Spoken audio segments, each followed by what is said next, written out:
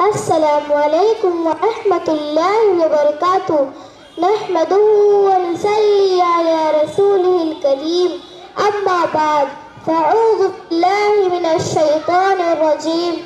بسم الله الرحمن الرحيم. والعصر إن الإنسان لفي خسر إلا الذين آمنوا وعملوا الصالحات وتواصوا بالحق وتواصوا بالصبر. Honorable teachers, dear friends and listeners, today I want to speak on the topic of time. Is very precious. Please listen carefully and try to act upon the good things. Brothers, we are here in this world.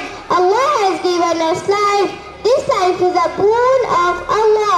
This life is very precious. This life will end, friend. So, we have to think on this matter. We should make our life good, not bad. We should do good deeds.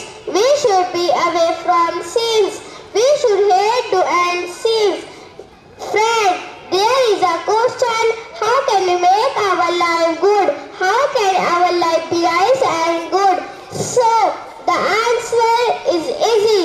The reply is short and very short. That is to obey Allah and His Messenger. Allah Almighty says, "Ati'u Allah wa ati'u Rasul." Obey Allah and obey the Messenger. Maulana Qasim Nalotvi Rahmatullahi says, definition of obeying Allah is to get approval of Allah.